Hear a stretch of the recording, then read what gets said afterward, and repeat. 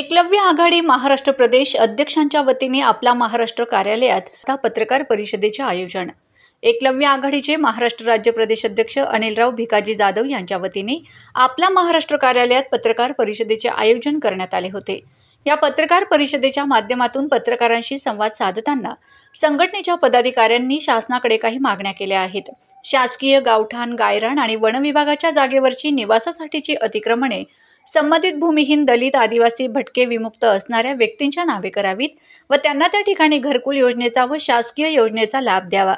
त्याचबरोबर उपजीविकेचे कोणतेही साधन नसल्यामुळे ज्या भूमी दलित, आदिवासी, मुस्लिम, भटके, विमुक्त समाजाच्या व्यक्तींनी ज्या गायरान व वन जमिनीवर अतिक्रमण केले आहे त्यांची वनदावे व गायरान दावे मंजूर करावेत यांसह आपल्या अन्य मागण्या या पत्रकार परिषदेच्या माध्यमातून पत्रकारांसमोर मांडल्या आहेत।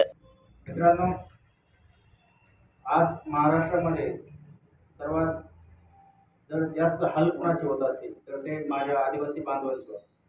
त्यात अनेक प्रकारचे प्रश्न आहेत।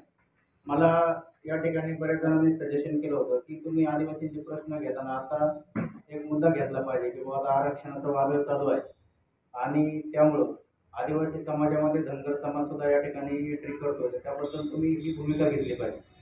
परंतु मी जाणून बुजून या ठिकाणी उल्लेख करतो की संविधानामध्ये डॉक्टर बाबासाहेब आंबेडकरांनी SC आणि STंना आरक्षण दिलेलं आहे।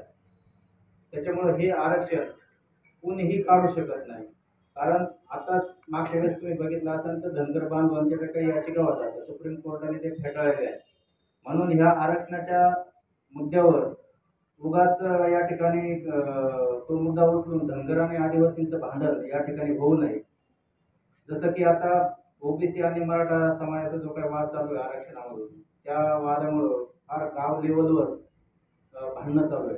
त्यामुळे मी तो मुद्दा उचलला नाही आणि माझ्या आदिवासी बांधवांचा जे काही मेन मुद्दा आहे, मेन प्रश्न आहे, आज या ठिकाणी पावसाळ्याचे दिवस असताना हे जे काही मी आंदोलन या ठिकाणी केलेलं आहे, तर याचा उद्देश एकच आहे की अनेक आदिवासी बांधवांचं या ठिकाणी गायरान जमीन, वन जमीन, शासकीय इतर महाराष्ट्र शासनाचे जे काय जागा आहेत त्या ठिकाणी अतिक्रमण आहे आणि ते नावड करण्यासाठी अनेक म्हणजे देशाला स्वतंत्र झाल्यापासून अनेक संघटनांनी